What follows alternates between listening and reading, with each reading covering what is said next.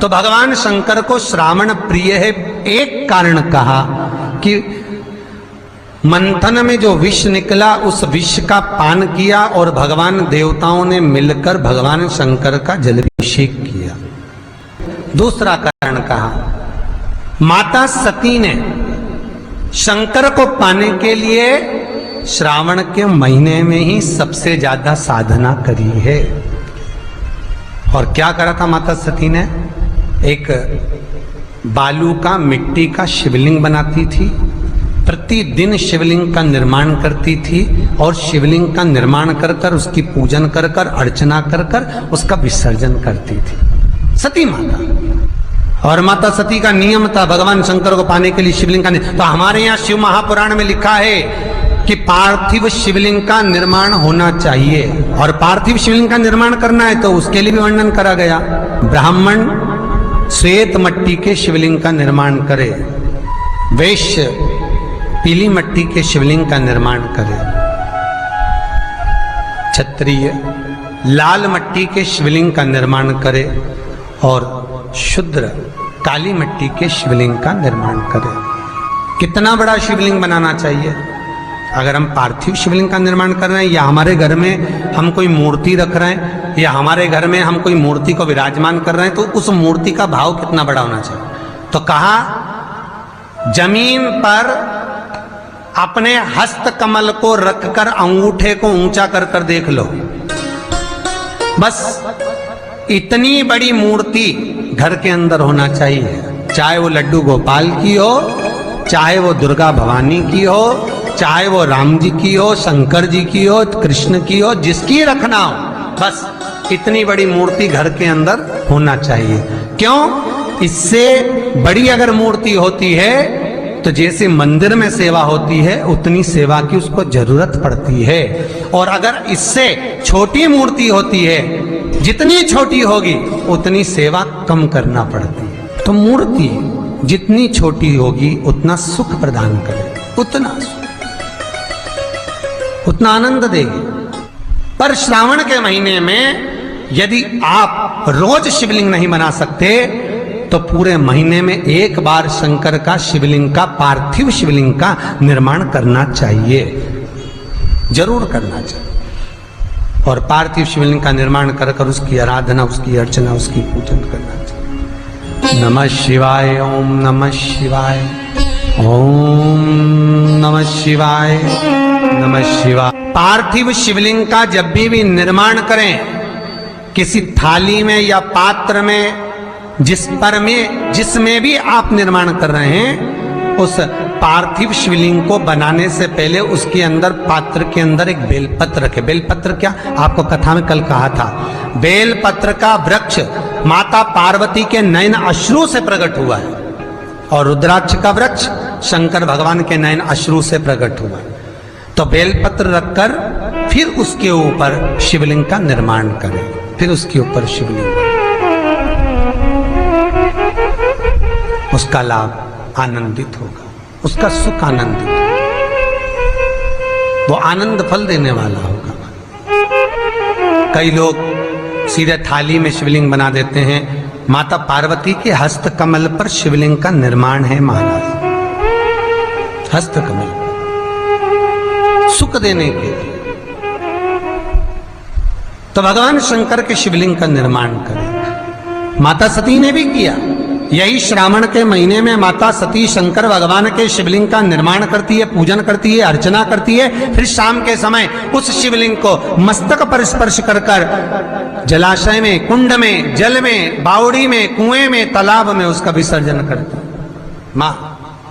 दूसरा कारण कहा, सती शंकर को इसी श्रावण में रिझाई थी, इसलिए शंकर को श्रावण अति प्रिय है। कि पहले आती है नवमी, फिर आवेगी एकादशी, देवसोनी। तो भंडारिया नवमी का मतलब क्या होता है? भंडारिया नवमी का स्मरण क्या होता है? अभी आपको कहा था 9 जगह पर बेलपत्र चढ़ती है। भंडारिया नवमी का मतलब ही यही है कि भगवान विष्णु सोने जाने से पहले नवमी तिथि के दिन 9 बेलपत्र भगवान शंकर को समर्पित कर कर भगवान शिव के मंदिर में बैठकर भगवान शंकर की आराधना कर कर भगवान विष्णु लक्ष्मी जी के साथ अपनी सृष्टि का कार्यभार 4 महीने के लिए शंकर जी को सौंप देते हैं भंडरिया नवमी के दिन। और एकादशी के दिन से, देव सोनी एकादशी के दिन जब भगवान सोते हैं, उस दिन से भगवान शंकर पूरे कार्यभार को देखते हैं। पूरे कार्यभार, जब कार्यभार सौंपा गया, भगवान शंकर सृष्टि का संचालन करने लगे, तब ब्रह्मा और विष्णु ने आकर शंकर जी की आराधना यही श्रावण के महीने में करी थी कि आपने पूरा कार्य अच्छे से संभाला। इसलिए शंकर को श्रावण अति प्रिय है। यह तीसरा कारण है शंकर को श्रावण प्रियता का। अब शिव महापुराण की कथा करिए कि शंकर को श्रावण प्रिय चौथा कारण वर्णन करा कि ये कारण भगवान शंकर की आराधना माता पार्वती ने बाल्यपन से करी, खूब करी, खूब दिल से करी। ये कहते हैं कि अगर 1,00,000 बेलपत्र समर्पित कर रहे हो और तुम्हारे पास में अगर वो बेलपत्र नहीं है तो तुम 1,00,000 मत चढ़ाओ। आप तो एक बेलपत्र, परंतु वो बेलपत्र भी पूर्ण तरह से साफ, सुंदर, सुरक्षित, खंडित ना हो, वो मुझे समर्पित करो। एक चावल का दाना चढ़ाओ पर वो खंडित ना हो, एक फल चढ़ाओ वो खंडित ना हो, एक पुष्प चढ़ाओ वो खंडित ना हो। शिव कहते हैं मेरे हाथों से मेरा पुत्र खंडित हो गया था, उस दिन से मैंने वचन दिया है माता पार्वती को कि खंडित वस्तु स्वीकार नहीं करूंगा और ना खंडित दूंगा। शायद इसीलिए ये चरित्र कथा है कि जिस नारी का गर्भ 2-3 महीना ठहरने के बाद में गर्भ गिर जाता हो, 4 महीना ठहरने के बाद गर्भ गिर जाता हो, गर्भ बच्चा पूर्ण नहीं होता हो, या बच्चा कहीं शरीर के अंदर डॉक्टर कह रहे हैं सोनोग्राफी में कि ये विकलांग है, बच्चे के पाँव में या मुख में या शरीर में पानी भरा गया है, ये सुरक्षित नहीं होगा, ये बुद्धि से कमजोर होगा, या ये बच्चा ऐसा विकलांग होगा, तो उसी समय पर जैसे ही डॉक्टर ने कहा वैसे ही एक श्रीफल, और वो श्रीफल खंडित नहीं होना चाहिए, उस श्रीफल पर जो नारी है गर्भ से है, उस नारी का सिर से लेकर एड़ी तक एक लच्छा मतलब मोली मतलब नाड़ा जो हाथ में बांधते हो कलेवा, उसको नाप कर श्रीफल पर भगवान शंकर का नाम लेकर उस स्त्री का नाम और गोत्र बोलकर बांध कर भगवान शंकर के चरणों में ले जाकर रख दीजिए, फिर वो बच्चे की जवाबदारी शिव की हो जाती है, फिर शंकर की, क्योंकि शिव ने माता पार्वती को वचन दिया था कि मैं खंडित नहीं दे सकता। सारे देवताओं के मंदिर में नारियल फूटता है, हनुमान जी के मंदिर में नारियल फूटता है, राम जी के मंदिर में नारियल फूटता है, देवी जी के मंदिर में नारियल फोड़ा जाता है, पर शंकर जी के मंदिर में नारियल नहीं फोड़ा जाता। आखा की आखा दिया जाता है कि पूर्ण दीजिए, बेलपत्र पूर्ण दीजिए, फल पूर्ण दीजिए, एक चावल का दाना भी दे रहे हो तो पूर्ण दीजिए। उसमें एक और अच्छी बात है, बहुत ध्यान लगाकर सुनिएगा जरा। जितने आस्था चैनल पर सुन रहे हो, यूट्यूब पर सुन रहे हो, फेसबुक पर सुन रहे हो, या इस पंडाल में श्रवण कर रहे हो, बहुत सावधानी से ध्यान दीजिएगा। कभी श्रावण महीने में अगर आप शंकर जी के मंदिर में जाएं और शिव मंदिर किसी वृक्ष के नीचे हो, बट वृक्ष के नीचे हो, चाहे पीपल के वृक्ष के नीचे हो, चाहे वो आंवले के वृक्ष के नीचे हो, चाहे वो बेलपत्री के वृक्ष के नीचे हो, चाहे वो शमी के वृक्ष के नीचे हो, चाहे जिस वृक्ष, कोई भी वृक्ष के नीचे अगर कोई शिवालय है, शंकर जी का कोई मंदिर या शंकर जी का कोई शिवलिंग रखा हुआ, तो एक दुर्वा किसी भी श्रावण महीने में तुम जब भी किसी शिवालय में जाएं, जिस वृक्ष के नीचे शिवलिंग हो, उस शिवलिंग पर ये शिवलिंग रखा हुआ है, ये जलाधारी है। जलाधारी पर जहां शिवलिंग रखा हुआ है वहां कटी भाग है, कटी भाग माता पार्वती जी का हस्तकमल, उसके ऊपर रखा हुआ है शिवलिंग, सामने अशोक सुंदरी और भगवान शंकर के दोनों पुत्र गणेश कार्तिकेय, ऊपर से जल गिरता है जया, विषहारा, शामलीवारी, दौतली, देव, ये भगवान शंकर की 5 बेटियां। तो जो कटी भाग है, इस कटी भाग पर अगर मात्र एक दुर्वा समर्पित कर जिसकी किडनी या लीवर डैमेज हो रहा हो, काम नहीं कर रहा हो, या किडनी लीवर में कोई तकलीफ हो रही हो, या डायलिसिस चल रहा हो तो मात्र एक दुर्वा उस कटी भाग पर श्रावण महीने में समर्पित कर कर उस दुर्वा के 7 टुकड़े कर कर 7 दिन प्रतिदिन सुबह के समय पर उसको चबाकर खा लेने पर या निगल जाने पर धीरे धीरे धीरे धीरे डायलिसिस बंद होने लगता है और किडनी लीवर अपना काम करना प्रारंभ कर देते हैं। एक दुर्वा, कितनी दुर्वा?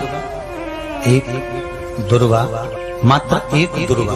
शंकर भगवान पर चढ़े हुए जल जब नीचे की ओर आता है, जिस जगह पर जल गिरता है उस जगह पर मात्र एक दुर्वा अपनी कामना कर कर इस शरीर के सुख के लिए शंकर भगवान के जल गिरने वाले स्थान के पास में अवधूतेश्वर महादेव के नाम से रख दी जाती है तो जिंदगी में कभी बड़ी बीमारी नहीं आती। उसी तरह इससे रोग को समाप्त करने के लिए दुर्वा का प्रयोग किया गया। आप लोगों ने पूर्व में जो शिव महापुराण की कथा कुबेरेश्वर बाबा की धरा से करी थी वो आप लोगों को ध्यान में होगा। दुर्वा कैसे उत्पन्न हुई थी, दुर्वा का महत्व क्या है, कितनी दुर्वा चढ़ाना चाहिए, कैसी दुर्वा चढ़ाना चाहिए, दुर्वा की उत्पत्ति कहाँ से हुई है, दुर्वा तोड़ने के बाद पानी में डालने के बाद फिर हरी हो जाती है, इसका क्या कारण है, दुर्वा गणेश जी को क्यों चढ़ाई जाती है, शंकर जी को दुर्वा किस स्थान पर चढ़ाई जाती है, ये सारी कथा आपको पूर्व में इसी कुबेरेश्वर बाबा के पावन धरा से सुना चुके हैं जो टीवी पर डली हुई है। कभी आपने नहीं सुनी हो तो यूट्यूब पर से दुर्वा शिव महापुराण की कथा आप निकाल कर उसको श्रवण कर सकते। उसमें वर्णन किया है कि इस दुर्वा का महत्व क्या है, दुर्वा का क्या। मात्र एक दुर्वा शिवलिंग पर चढ़े हुए जल जहां से नीचे की ओर गिरता है उस जगह पर मात्र अपने शरीर की कामना करते हुए भगवान से रोग मुक्ति के लिए एक दुर्वा अगर समर्पित कर दी जाए तो कोई बड़ी बीमारी जिंदगी में आ ही नहीं सकती, ग्रहण ही नहीं पाती, मतलब ग्रसित नहीं कर सकती। श्रावण के महीने की श्रावण शिव महापुराण की कथा सुन रहे थे। एक बात दिल से बताना, जितनी सौभाग्यवती माताएं होती हैं ये संक्रांति पर भी 13 चीजें दान करती हैं, 14 चीजें दान करती हैं। बीच में कोई 16 सोमवार का उद्यापन करेंगी तो भी सुहाग की सामग्री देंगी, उद्यापन करेंगी तो भी सुहाग की सामग्री देंगी, कोई कार्य करेंगी तो भी सौभाग्य की सामग्री देंगी। सौभाग्य की सामग्री का दान क्यों किया जाए, सौभाग्य सूचक वस्तुओं का दान क्यों किया जाए,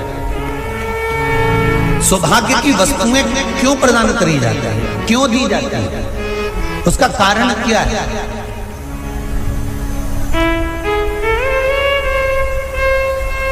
क्यों देते हैं महाराज? भारत की भूमि की सौभाग्यवती माताओं का एक मन की अभिलाषा रहती है, भारत की भूमि की माताओं की एक अभिलाषा रहती है कि जब उसके प्राण छूटे तो अखंड सौभाग्य धारण करके पति के कंधे पर और पुत्र के कंधे पर शमशान पर।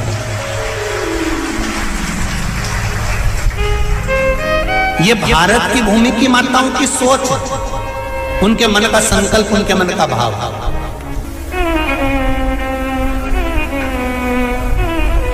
क्यों देते हैं चूड़ी का दान, क्यों देते हैं बिंदी का दान, क्यों देते हैं अखंड सौभाग्य का दान, किस महाराज?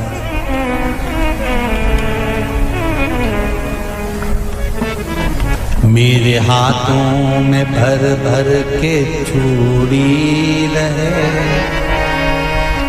मेरे हाथों में भर भर के चूड़ी और मैया कोई कामना,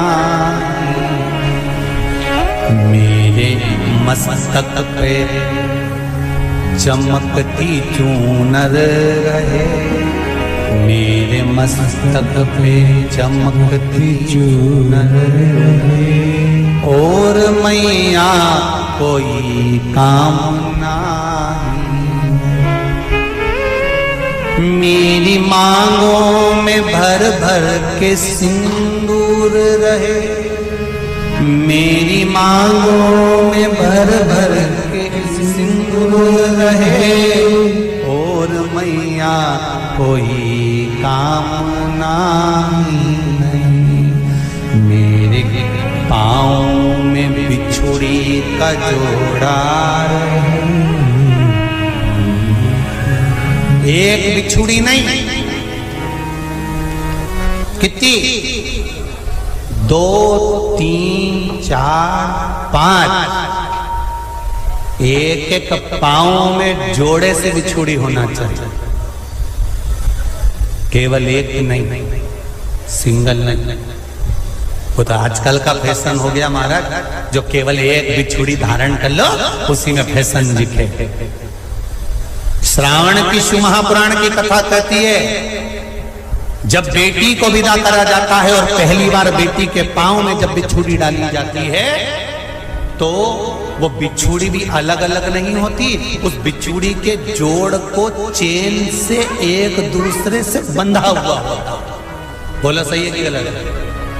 जितने आस्था चैनल पर कथा सुन रहे हैं, जितने फेसबुक पर सुन रहे हैं, यूट्यूब पर सुन रहे हैं, सुन लेना कि मेरे भारत की माताओं का जब पाणी ग्रहण संस्कार किसी बेटी का होता है, उसके पांव में जब पहली बार बिछुड़ा पिनाया जाता है, बिछुड़ी पिनाई जाती है, तो वो बिछुड़ी भी एक दूसरे से बंधी हुई होती है, चेन से बंधी हुई होती है। उसको अलग अलग वाली बिछुड़ी शादी के मंडप में नहीं पिनाई जाती। क्यों?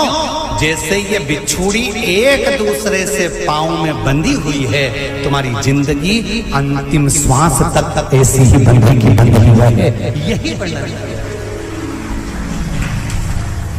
वो तो अब माताओं ने थोड़ा सा फैशन चेंज कर दिया, अब पांव में ज्यादा बिछुड़ी नहीं पहनती, गड़ती है, चुभती है, एक बिछुड़ी धारण है। महाराज पर नहीं, बिछुड़ी भी